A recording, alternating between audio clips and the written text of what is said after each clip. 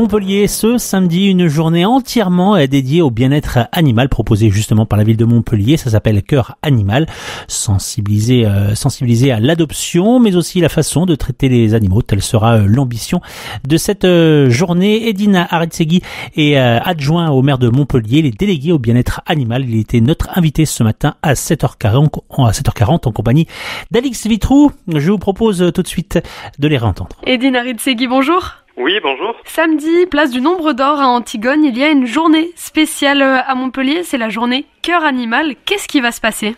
Tout à fait, c'est notre 3e édition de Cœur Animal. Une vingtaine d'associations vont bénéficier de stands installés par la municipalité. Donc on a des associations qui ont des refuges, qui s'occupent des animaux sauvages, par exemple des chats sauvages.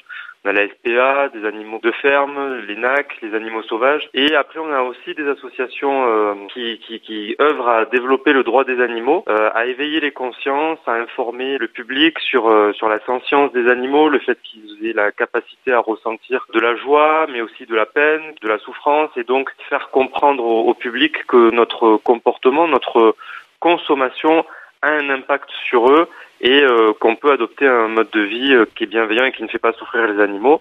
Et on a aussi un certain nombre d'animations culturelles et des conférences programmées tout au long de la journée. Oui, le but, on pourrait se dire Cœur Animal, va y avoir des animaux, ça va être mignon, mais non, justement, le but, c'est de sensibiliser au fait que des animaux, ce ne sont pas des jouets, et donc il faut faire attention quand on décide d'adopter un animal, par exemple. Exactement, quand on décide de l'adopter, mais également de manière générale dans notre mode de vie, dans nos choix de consommation personnelle, de services ou de produits alimentaires ou autres. Notamment, on a un atelier de cuisine végétale à 16h pour montrer aux gens comment substituer par exemple le lait ou les œufs et se faire d'excellents plats. On a également à 15h une conférence par un docteur généraliste, le docteur Sébastien Demange, qui va nous expliquer pourquoi et comment végétaliser son alimentation. Est-ce qu'il y a un après cette journée, peut-être des projets de la ville pour continuer d'œuvrer pour les animaux ? La ville œuvre pour les animaux depuis le début du mandat. On a mis en place un certain nombre de mesures. Et là, donc la mesure phare, on va dire,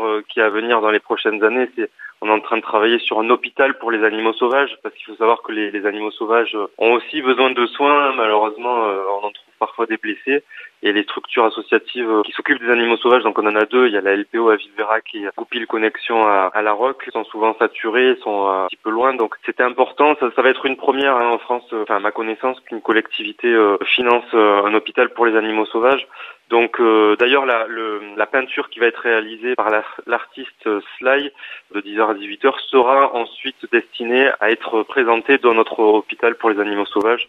Et puis bon, on a mis en place de nombreuses autres mesures qu'on pourra présenter. D'ailleurs, on a un panneau qui recense l'ensemble des mesures qu'on a mises en place depuis le début du mandat et chaque année ce panneau grandit.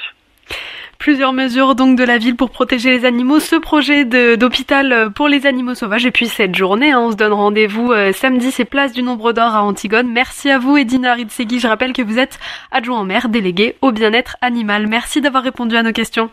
Merci, j'espère vous retrouver nombreuses et nombreux.